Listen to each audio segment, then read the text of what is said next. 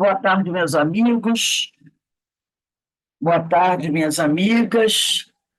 Nós estamos aqui na Sociedade Estudos Espíritas Francisco de Assis, hoje, dia 28 de março de 2024, né? E nesse horário nós estudamos essa obra, Primícias do Reino, psicografia de Divaldo Pereira, foi pelo espírito Amélia Rodrigues.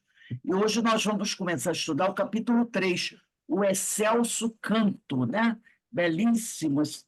Mas antes de nós iniciarmos aqui, e a Denise é a coordenadora desse estudo, nós vamos fazer a nossa prece de abertura.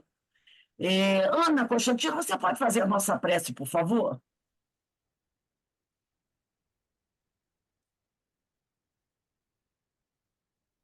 Pai, Senhor da vida, agradecemos esse momento, essa oportunidade de estudo, mais uma vez. Agradecemos a espiritualidade amiga da Casa de Francisco de Assis, ao Mestre Jesus, que está sempre presente na nossa vida, que possamos aprender cada vez mais, que Jesus possa nos fortalecer, abrir as nossas mentes para que possamos receber esses ensinamentos e pedir a permissão para iniciar mais um estudo da tarde de hoje. Que assim seja, graças a Deus. Graças a Deus. Eu vou passar a palavra aqui para a Denise. Denise, a palavra está com você. Boa tarde a todos. Boa tarde. Então, como a Ruth falou, Boa tarde. hoje nós vamos iniciar o capítulo 3, o Excelso Canto. Tá? Nós vamos precisar da Bíblia, né, do Antigo Testamento, como a Rose nos avisou anteriormente, para que possamos situar no Evangelho, né, no Evangelho dos evangelistas, né, dos apóstolos, todas essas passagens do nosso Mestre Jesus. Então, Amélia Rodrigues inicia assim: aquele junho estava ardente, mais do que nos anos anteriores. O dia longo murchava lentamente, abafado, enquanto o sol, semi-escondido, além dos picos altaneiros, encandecia as nuvens vaporosas que o vento arrastava no seu carro pulverizado de púrpura e ouro. A montanha, em suave aclive, terminava em largo platô, salpicado de árvores de pequeno porte, que ofereciam, no entanto, abrigo e agasalho. Desde cedo, toda a multidão afluía para ali, como atraída por fascinante expectativa. Eram galileus da região em redor, pescadores, agricultores, gente simples e sofredora, sobrecarregada e aflita. Eram judeus chegados de além Jordão, de Jerusalém, estrangeiros da Decápole. Misturavam-se as vozes nos dialetos regionais e uniam-se todos na mesma imensa curiosidade, feita de expectação e desejo. Esmagada pelos poderosos, experimentava invariavelmente o desprezo da jactância e da presunção. A turba, né, a multidão, porque era a multidão dos aflitos que ali acorreram ao saber que Jesus ali estaria. Porque a essa época ele já era bem conhecido, né, pelas suas curas, pelos milagres, né, que naquela época faziam a ligação com o Messias Salvador, aquele que foi esperado durante muito tempo, né? Então, a Amélia Rodrigues começa com esse panorama quanto ao Sermão da Montanha. Esse público que ali estava era muito carente de esperanças, né? De afeto, era carente de alento, né? E buscavam todas as formas possíveis, em todas as formas possíveis, a identificação com esse Salvador que eles aguardavam, né? Essa jactância aqui é arrogância, né? Arrogância, isso. Arrogância. O povo Né? Desprezo, né? Eles eram discriminados, né? Maltratados mesmo, né? Era totalmente, né? O romano não gostava do judeu, não gostava do povo judeu, né? Desprezava totalmente, né? Boa tarde, Inês. Boa tarde, William. E aí também, além disso, o romano não gostar dos judeus, ainda tinha o judeu pobre, que era o massacrado todos pelos Exatamente, romanos e judeus ricos. com certeza. Vamos ler mais alguns parágrafos para a gente parar mais um pouquinho à frente, para poder a gente colocar. Para quem ainda não se localizou, vamos lá. Nós estamos no capítulo 3, o excelso canto. 6º parágrafo. 5º parágrafo. Amavam-se aquelas criaturas na sua dor e necessidade. Interdependiam-se. Aquele rabi que os alentava era o rei aguardado há séculos, carinhosamente esperado, que os libertaria do opróbrio e da servidão. Foi aqui que eu mandei aqueles trechos, né, da Bíblia, para a gente perceber o seguinte, que o Messias já era anunciado. Jesus não saiu chegando e dizendo assim, olha, gente, eu sou um Messias enviado. Ele não chegou assim. Ele já era anunciado. Então, eu separei algumas partes aqui da Bíblia, do Antigo Testamento, para a gente ver como ele já foi anunciado. Então, nós vamos começar pela Gênesis, primeiro livro da Bíblia, Gênesis, tá? Gênesis, que eu botei aí para vocês. Capítulo 22, versículo de 6 até 8. Presta só atenção nesse trecho que eu vou ler. Gênesis, capítulo 22, versículo de 6 a 8. Aqui é aquele momento que Abraão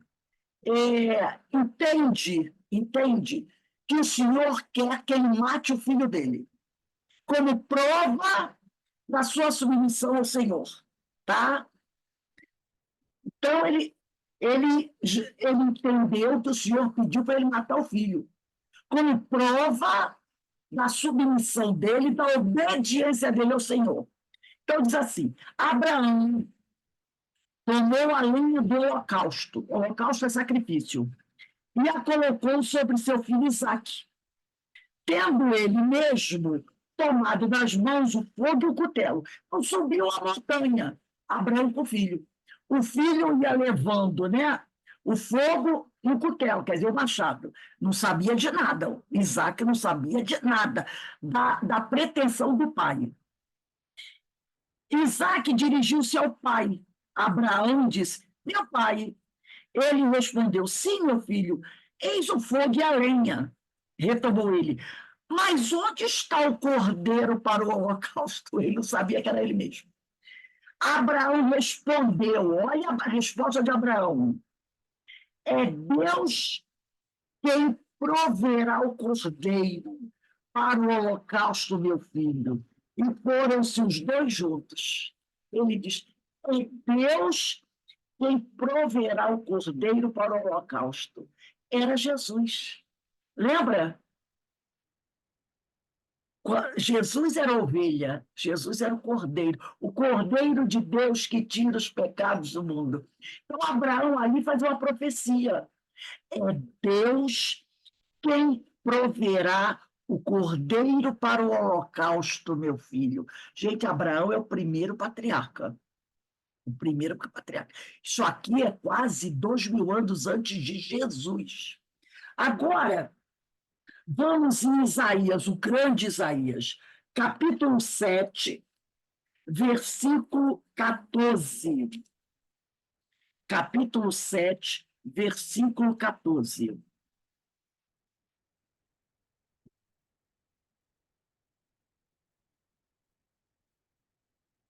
Está escrito assim.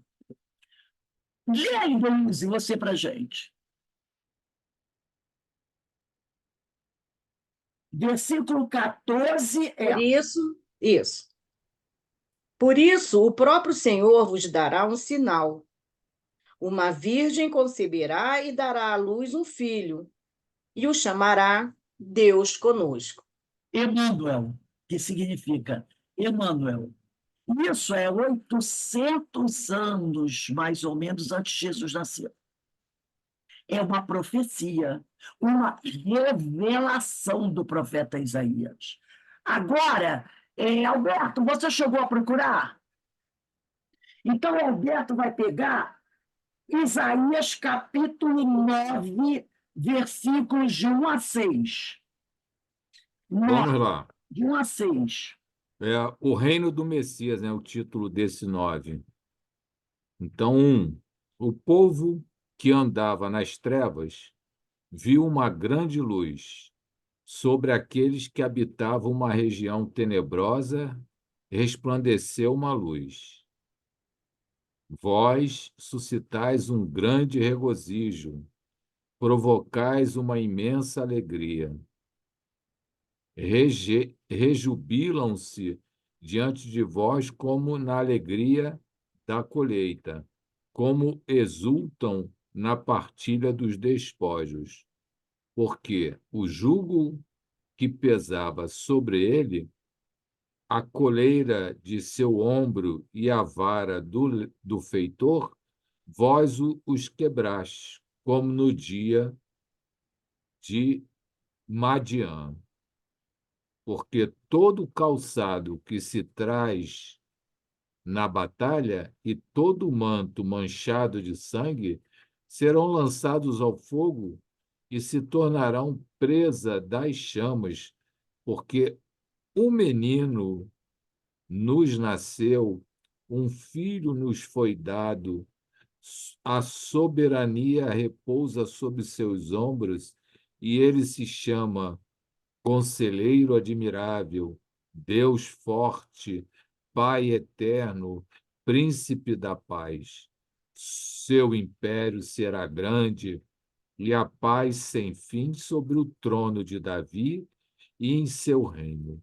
Ele o firmará e o manterá pelo direito e pela justiça, desde agora e para sempre. Eis o que fará o zelo do Senhor dos exércitos. Então, Isaías aqui profetiza que a Galileia nem sempre será tão problemática. Ainda é. Mas ele diz que um dia, tá, essa região viverá em paz, tá? Um dia. Porque ele diz aqui, ó, porque o jugo que pesava sobre eles, a canga posta sobre seus ombros, o bastão do opressor, tu despedaçaste como no dia de Madiã. Então, um dia, essa região viverá com paz. Essa profecia, ela foi quase completamente cumprida quando Jesus passou uma grande parte da sua vida pregando nessa região. Então, veja só, 800 anos antes de Jesus nascer. Então, o profeta Isaías faz essa revelação. Ele entra em êxtase e faz a revelação. Quando ele diz, porque um menino nos nasceu. Opa! Ele disse, um menino nos nasceu. Ele viu o menino. Então, ele já nasceu. Lembra que nós já estudamos sobre isso? Clarividência. Ele teve um êxtase, foi ao futuro, 800 anos depois, e viu o menino. Por isso que ele falou, porque o menino nos nasceu, no 5º versículo, um filho nos foi dado, ele recebeu poder sobre os seus ombros, e lhe foi dado este nome, Conselheiro Maravilhoso, Deus Forte, Pai Eterno, Príncipe da Paz, para que se multiplique o poder, assegurando o estabelecimento de uma paz sem fim. Essa profecia tem mais ou menos quase 3.000 anos, contando com o tempo de hoje. É uma profecia que ainda não se realizou totalmente, só uma parte dela. Mostrando que o tempo, né, o tempo para Deus são 3.000 anos. Metade dela já foi realizada. Ele veio, ele trouxe a paz. Agora temos que aguardar mais um tempo para ela se realizar totalmente. Agora, Ana Constantino, você achou aí?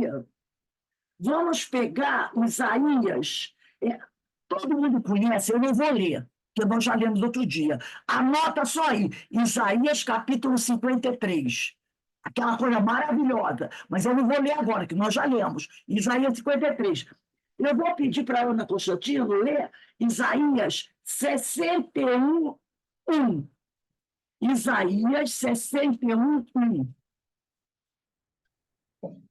Libertação integral. Peraí, só um instantinho, que o meu eu não pude marcar, mas agora, vamos lá. Isaías 61, 1. O Espírito do Senhor, Javé, está sobre mim, porque Javé me ungiu. Ele me enviou para dar a boa notícia aos pobres, para curar os corações feridos, para proclamar a libertação dos escravos, pôr em liberdade os prisioneiros.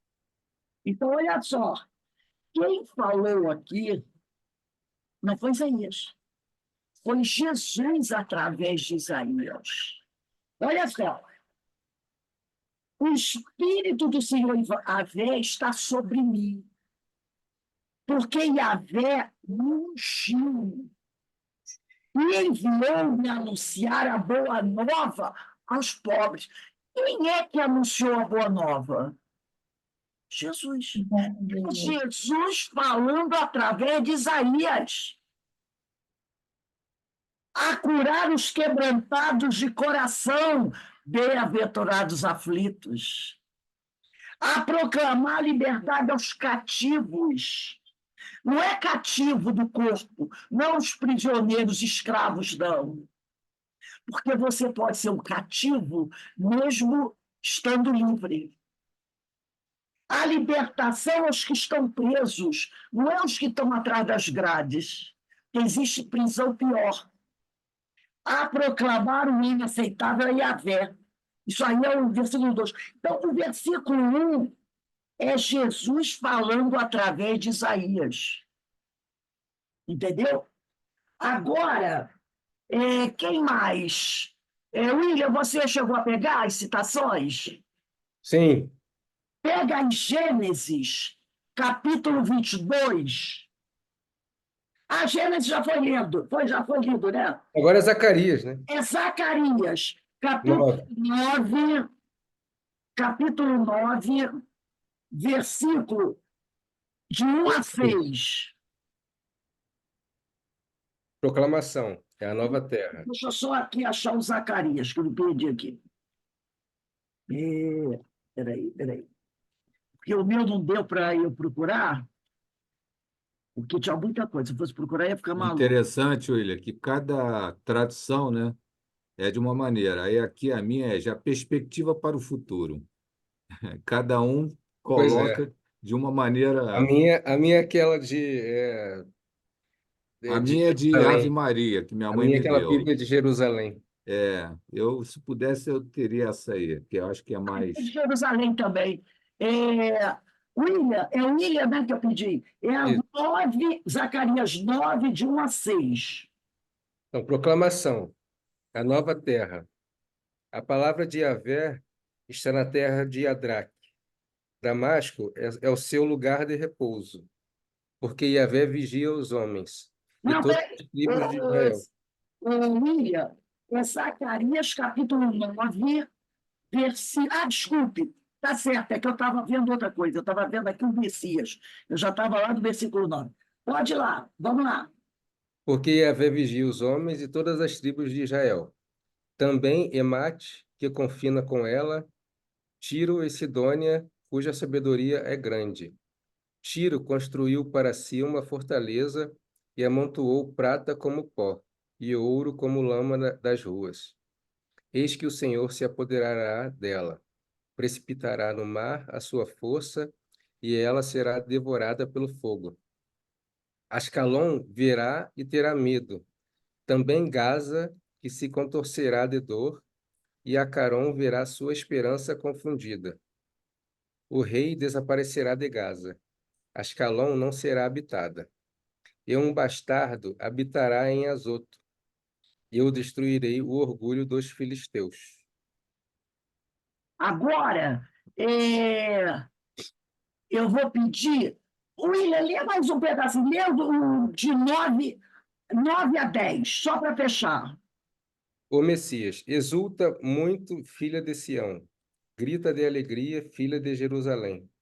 Eis que o teu rei vem a ti. Ele é justo e vitorioso, humilde, montado sobre um jumento, sobre um jumentinho, filho da jumenta. É o 9 só? Deu 10. É o 10. Ele eliminará os carros de Efraim e os cavalos de Jerusalém. O arco de guerra será eliminado. Ele anunciará a paz às nações, o seu domínio irá de mar a mar e do rio às extremidades da terra. Repara, o que aconteceu domingo passado, o que foi comemorado no mundo cristão? O domingo de Ramos. Como é que Jesus entra em Jerusalém? Olha o que está aqui, ó. No jumentinho. Zacarias é quase uns 600 anos antes de Cristo, tá? É uns 600 anos, mais ou menos, antes de Cristo. Olha o que ele está dizendo aqui.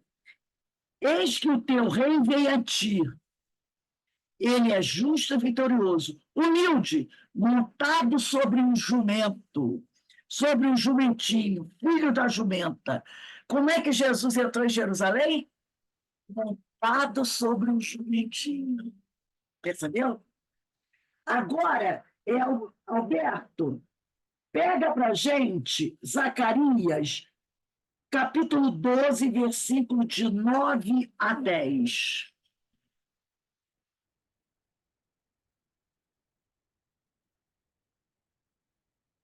Nove a 10. 12 de 9 a 10. Deixa eu localizar aqui.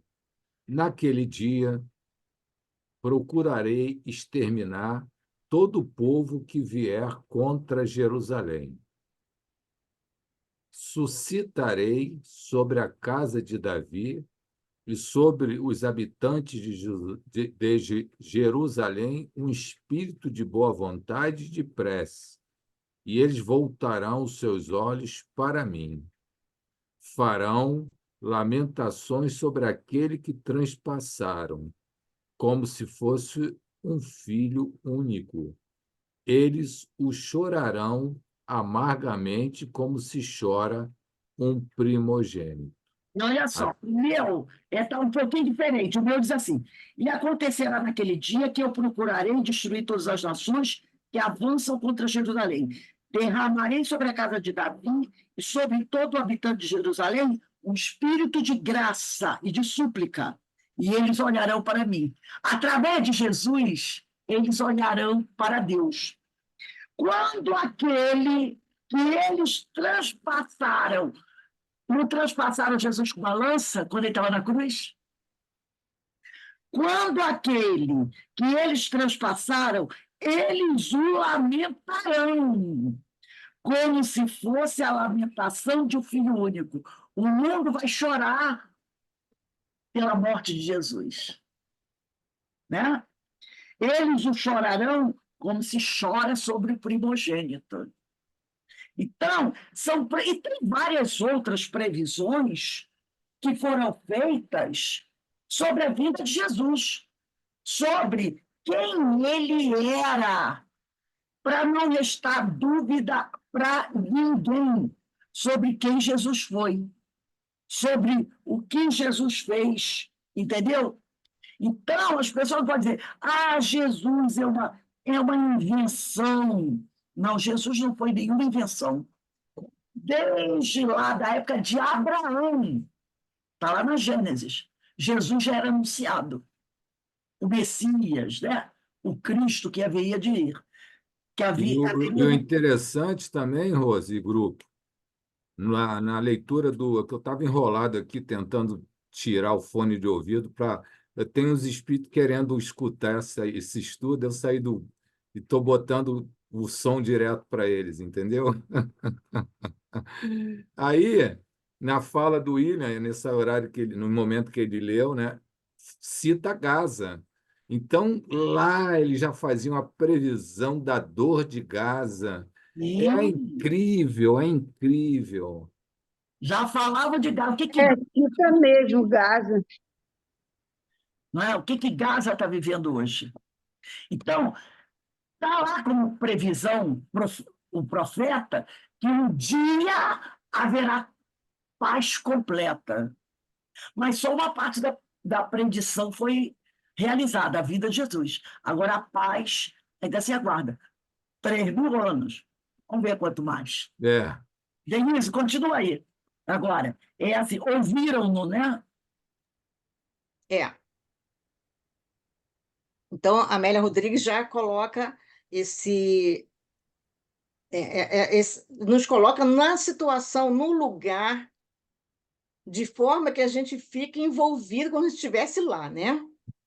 Vamos lá. Ouviram-no e o viram mais de uma vez, e constataram que jamais alguém fizera o que ele fazia ou falara como ele falava. Acorreram de toda parte, das redondezas do lago e dos campos, das cidades distantes e das aldeias, para ouvi-lo. No ar pairava algo especial. Então, a Amélia Rodrigues vai tratar essa simbologia e ela deixa bem claro, né, que essa grandeza, em termos de dimensão, né, que essa montanha era um símbolo muito significativo em várias passagens de Jesus, né? A montanha. E, Denise, o legal, Hum. eu fico me colocando, né, no tempo lá de Jesus, aquela notícia que chega, ó, tem uma pessoa que fala coisas maravilhosas. O boca a boca, né, a propaganda boca a boca correu. Olha, Isso. tem uma, tem um, às vezes eles não tinham nem consciência que era o Messias, né? Alguns podiam ter, mas dizia, olha, tem uma pessoa que fala coisas que a gente se sente Nunca bem. ouvimos isso. Repara que ela fala aqui, ó, no ar pairava algo especial. A atmosfera espiritual daquele lugar já estava envolvida, entre aspas, contaminada pela atmosfera espiritual do Cristo. Imagina a atmosfera psíquica dele. Já Nossa. estava envolvendo toda aquela região. Por isso que ela diz, no ar pairava algo especial. Eu perguntar uma coisa aqui que eu não tinha, que eu cheguei atrasado, eu não tinha lido o início. Aí falou de montanha, eu fiquei catando, estava essa montanha aqui. Aí, esse texto é sobre o Sermão da Montanha? Sim, É? sim. Ah, tá bom. Vamos chegar lá, vamos com calma, porque a Amélia é maravilhosa, né? Amélia Rodrigues, nossa. Gente, eu estou amando, estou amando. Também. Eu acho assim, Ela é maravilhosa. difícil, porque ela tem muita simbologia. Acho muito difícil, mas é maravilhoso. Então, várias passagens, né, falam sobre a montanha, mencionando o filho do homem que desce a montanha, vencendo as dificuldades do mergulho no abismo que ele veio, né? Imagina essa descida, que ele desce a montanha, né? E porque ele vem prestar, ele vem mergulhar nesse abismo para prestar a nós esse serviço, né? Que ele disse que seria o servo. Ele veio para servir. Aí, no caso, Denise, essa metáfora quer dizer que ele sai do mundo celeste para cair nesse abismo das Né, no trevas abismo terrenas. das nossas dores, dos nossos sofrimentos, das dificuldades que a gente tem, né? E, A ó, crueza dos nossos sentimentos, quando ela né? diz assim, ó, a montanha em sua grandeza especial é também um símbolo, o Filho do Homem. Esse Filho do Homem aí, tá? Quando Jesus se identifica como Filho do Homem, é evidente, é claro, que ele quer se nivelar a nós. O Filho do Homem representa o quê? O resultado. Ele é o resultado. Ele é o produto. Ele seria, então, Jesus, o produto da evolução humana. O homem por excelência. O homem eu. Isso, do Homem eu. estudo de ontem. Isso, na mais completa maturidade, o homem por excelência. É a evolução humana já realizada. É o Espírito. Então, quando ele diz o Filho do Homem, ele, nesse momento, se identifica conosco, homem, e ele é a expressão Filho do Homem, representa o produto, o resultado da evolução humana. Entendeu? Foi criado, questão 115 do Livro dos Espíritos, foi criado simples e ignorante. Também está lá na Gênesis, capítulo 11, item 7. Simples e ignorante. Foi evoluindo, foi evoluindo, foi evoluindo. Ao final da operação, né, produto é um dos termos, né, da multiplicação. Ao final da operação, qual é o produto obtido? Ele. Ele é o exemplo, entendeu? E nós nos tornaremos esse filho do homem. Ele é o produto final de um processo evolutivo. Algo que está ao nosso alcance efetivar, dependendo apenas do esforço, da nossa boa vontade, da nossa perseverança. Então, o Filho do Homem representa o resultado, o produto do processo de evolução humana. E aí, Rose, é interessante quando ela diz assim, homem que sobe, né, que se torna filho do homem, né, que evoluiu, conduzindo os homens sobre as escarpas lacerantes até o seio de Deus. Então, a gente vai ter que vencer as escarpas lacerantes, né, da nossa Para poder ignorância, galgar a de montanha. tudo que a gente ainda tem para chegar a essa condição evolutiva de filho do homem. Exato. Muito legal. É aquilo que nós estudamos ontem, né? O eu. É o eu. O que nós estudamos Dá ontem. para represar Isso. os Vamos dois voltar eus ali que no. você abordou ontem, hein, Rose? Oi? Dá para você relembrar os dois eus que você comentou Eu vou ontem? pegar aqui o livrinho, eu já deixei esse livrinho aqui, ó. Eu vou ler, está no capítulo 1 desse livro aqui, ó. Uma consciência cósmica. Manda Ele foto depois. Oi? Manda foto desse livro. Tá. Ele diz assim, eu vou ler um pouquinho antes. Não tem problema se levar um tempinho, não, que esse estudo aqui é um estudo assim mesmo, tá? Nesse livro, Roberto Roden diz assim, prevenimos o leitor que o eu não é algo essencialmente diverso do ego.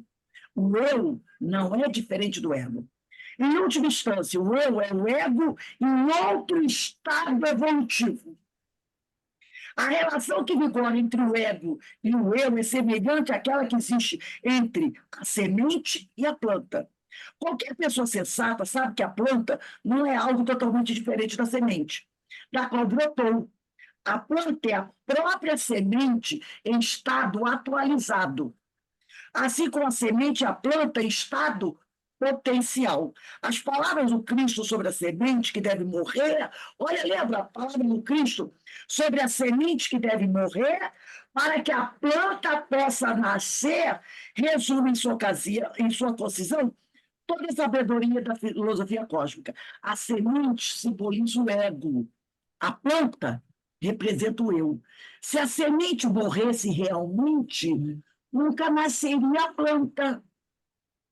A semente não morre como vida, morre apenas como semente, morre um estreito invólucro que encerra a vida, que após essa pseudomorte da semente brota com planta. É exatamente isso que se dá com a semente ego e a semente eu. Morre a estreiteza do ego, para que nascer possa a largueza do eu. O homem ego, que é esse homem preso às coisas materiais, é o homem eu, mas em estado atrasado, embrionário potencial. O homem eu é fundamentalmente o próprio homem ego, mas em estado avançado, plenamente adulto, maduro, atual. O homem eu, na mais completa adultez da sua plenitude espiritual, costumava dar a si mesmo o título filho do homem. Isto é, o homem por excelência. Título esse que ocorre 82 vezes nas páginas do Evangelho, significando invariavelmente o Cristo. Entendeu? Aí ele vai continuar dizendo que a diferença entre o homem ego e o homem eu é hoje de grau e não de espécie. E aí, nesse trechinho que ele cita, me veio, né? A segunda vinda do Cristo não é a vida material, Jesus não vai encarnar, é o Cristo, esse eu superior que a gente vai desenvolver. Exatamente. Esse eu divino que nós vamos Cristo despertar. é nós. Ó, estão entrando na minha palestra, hein? Estamos dando spoiler. Ô, Rony, isso daí está no rumo da consciência em que capítulo? Porque ontem eu peguei minha internet, caía toda hora, eu como hoje. Então, gente, olha só. Ó, peraí, Maria Inês está perguntando onde está o texto, Maria Inês. Ah, está nesse livro aqui, ó. Deixa eu aumentar aqui o quadro, meu quadro. Aqui, ó. Rumo à consciência cósmica. Eu vou botar no grupo. É fininho, mas é maravilhoso isso. Né? Eu queria saber o capítulo. Eu acho que eu tenho esse livro. Capítulo 3. Obrigada. Desse livro Primícia do Rei, deu 3. 4, Então, 5, quando 6, ele diz aqui, ó, 7, a 8. montanha em sua grandeza especial. Capítulo 10. Símbolo. Parágrafo 10, desculpa. Tudo bem, é capítulo 3. A montanha em sua grandeza especial é também um símbolo. O filho do homem. O filho. Pois eu acho que ela está falando. Inês, onde é que você está falando, Inês? Do rumo à Não, eu estou consciência? falando do livro Rumo da Consciência. Não é Rumo à esse, não, consciência, capítulo ela tá 3. perguntando. Uma consciência cósmica é capítulo 1. Capítulo 1. Então, ela diz aqui, ó, a montanha em sua grandeza especial é também um símbolo. O filho do homem, que é o homem eu, que desce aos homens, olha só, desce aos homens, ele encarna, vencendo as dificuldades do mergulho no abismo. E do homem que sobe, conduzindo os homens por sobre escarpas lacrantes até o seio de Deus. Então, quando Jesus desce, tá? Ele desce, vencendo as dificuldades do mergulho no abismo. Não é fácil para o espírito puro descer. Descer para o abismo das sombras. Ele desceu. Por quê? Tanto que ele foi ajudado por outros espíritos crísticos no preparo da encarnação dele na Terra. Agora, tem uma coisa aqui que é importante a gente reparar o seguinte: descer, qualquer um de nós pode descer. Qualquer um de nós pode descer. Mas quando você se propõe a descer, é preciso ter um propósito para descer. Tá? É preciso ter um propósito. Descer por descer é problemática. Então, com propósito, você vai descer com segurança. Se a necessidade para você descer é real. entendeu? E Jesus tinha um objetivo. A necessidade para ele descer era real, né? Quem desce sem um objetivo definido se distancia das aspirações superiores. Da onde tu está tirando isso? Não, aqui, olha o que ele está dizendo aqui. Ah, você está concluindo, tirando, É uma esmiuçando. reflexão Tá, dele. tá, tá. Não, porque Olha só, tu falou quando com ele tanta diz aqui, ó, precisão que eu falei, ela está lendo em algum lugar. olha só o que ele diz aqui. Aumentando sua grandeza especial, é também um símbolo. O filho do homem que desce aos homens, ele estava lá em cima. Ele desceu porque tinha uma necessidade, tá? E para isso, ele precisou vencer as dificuldades do mergulho no abismo, diz a Amélia Rodrigues. E do homem que sobe, conduzindo os homens por sobre escarpas lacerantes até o sangue. Depois que ele desceu por uma necessidade, ele subiu de novo. E subiu conduzindo os homens por sobre escarpas lacerantes. A subida também não foi fácil, porque ele não subiu sozinho. Se ele tivesse subido sozinho, ele subiria tranquilamente. Mas ele subiu conduzindo homens que estavam no abismo. Resgatou muitos homens, levou junto, Entendeu? soergueu. Então, nós podemos descer, mas quando você descer, desce com um objetivo. Agora, Rose, você falando sobre isso, me veio à cabeça um trabalho, por exemplo, citações muito de André Luiz sobre isso. A espiritualidade desce nas trevas, tem que ter propósito, senão tu vai se perder lá no meio das trevas. Agora, quando você vai com amor, com renúncia, como Jesus veio, com propósito de resgatar irmãos que já estão no ponto de serem resgatados, aí é outra coisa, tem ascendência moral. Entendeu? Descer, a gente pode descer, qualquer um de nós, mas só desça se você tiver uma necessidade real. O que é descer? Você está aqui, a gente está aqui, trabalhando, todo mundo se esforçando, porque ó, tem muita coisa para a gente aprender, crescer. Aí, de repente, só estou dando um exemplo bobo aqui. Alguém chega para você e diz assim: Ô William, tem um pessoal aí que eles estão querendo, eu vou falar com o William, porque o William é militar, uns negócios aí que lá onde você trabalha tem. A gente quer, você trabalha na farmácia, né? Não dá para você arrumar aí uns remédios para a gente comercializar no mercado negro. Não dá para você. Você é farmacêutica, né, William? Né? Você é farmacêutica. Você sabe mexer com química, não sabe? Que tal se eu te der uns milhões aí para você fabricar uns remedinhos aí, umas coisinhas aí, entendeu? É claro que o que você vai fabricar vai prejudicar muita gente, mas o que a gente vai ganhar com isso, meu filho, vai ser uma festa. Pronto, se ele aceitar, ele desceu. Ele desceu. Se arrebentou, desceu. Entendeu o que é descer? Se você tiver que descer, que seja por uma necessidade, algo realmente necessário, porque aí você não desce sozinho. Você terá amparo da espiritualidade, porque sabe que você vai estar descendo para servir. Jesus não desceu quando foi buscar Judas? Ele desceu.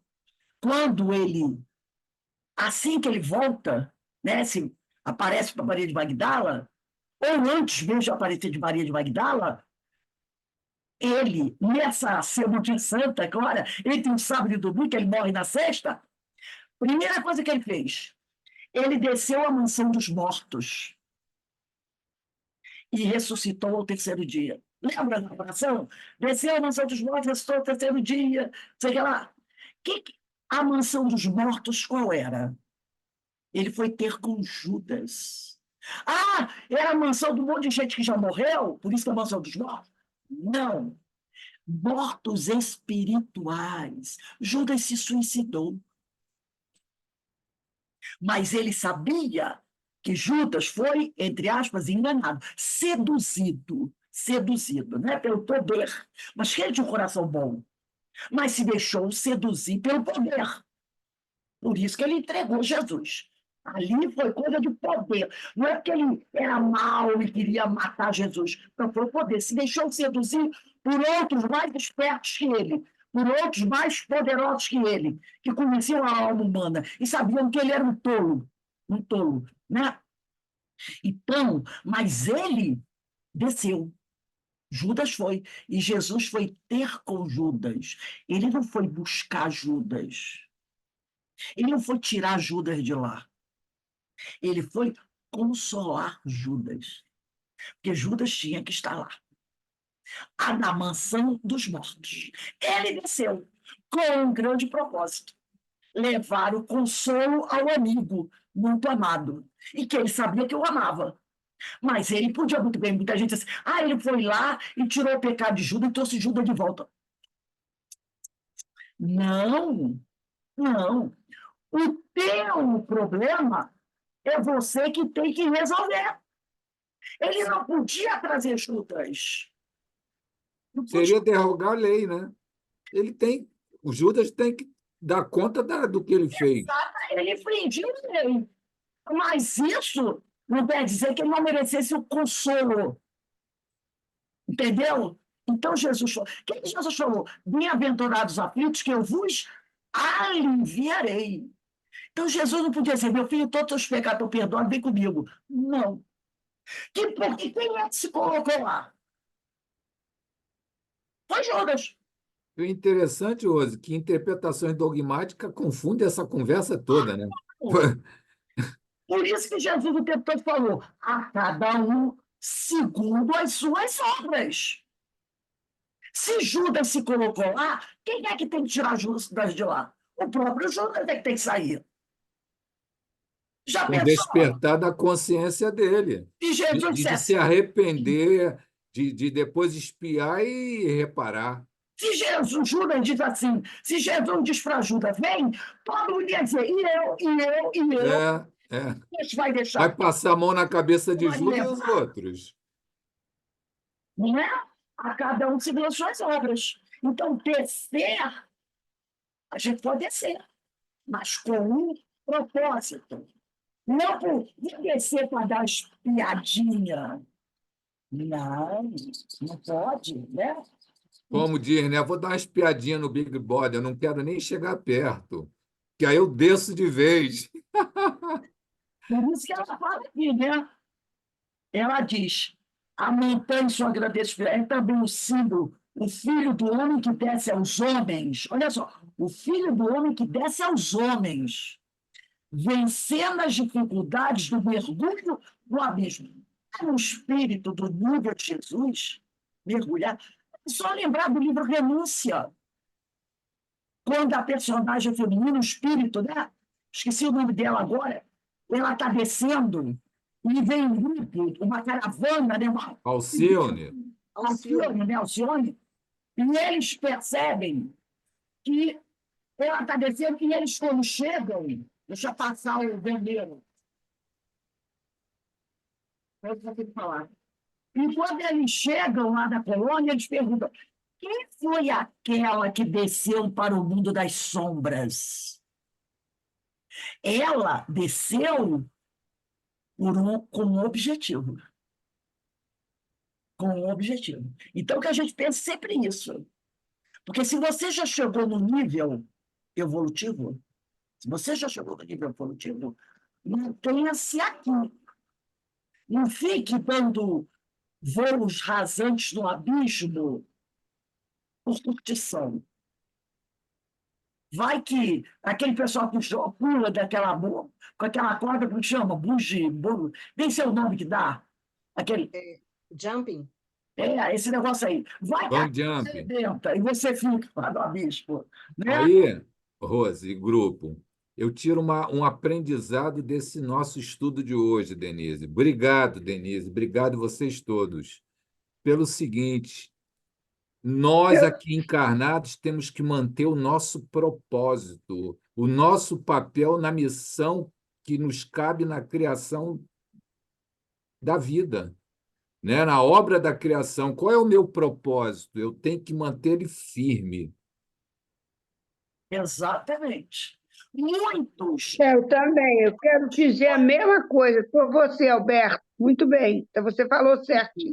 muitas coisas tentarão fazer com que você desça. Porque não é interessante para certos grupos, mais um tentando subir. Entendeu? E não, a gente não pode esquecer os desafetos do passado, que Claro. estão no nosso pé. Qualquer deslize do nosso propósito, ele manda tu dar 3 passos para trás, ajuda tu dar 3 passos para trás. Então, por isso que ela diz aqui, deixa bem claro aqui, ó. A montanha em sua grandeza especial é também um símbolo. O Filho do Homem que desce aos homens, vencendo as dificuldades e mergulha no abismo. Não é porque ele era Jesus que ele não tinha dificuldade para descer ao abismo. Claro que teve. E do homem que sobe, conduzindo os homens por sobre escarpas lacerantes até o seio de Deus. Então, por isso que Jesus é um grande pastor. Ele desce para conduzir os homens para cima da montanha, para levar os homens para cima da montanha. E aí, Rose, essa poesia toda de Amélia Rodrigues, quando ela diz, né, que o azul doirado dos céus, no parágrafo anterior, confraternizava com o verde queimado da terra, e a brisa cariciosa chegava do mar, das bandas e contrafortes do Hermon, e que se alternavam para espraiar-se pela imensa planície do Esdrelon, trazendo o acre odor do solo crestado.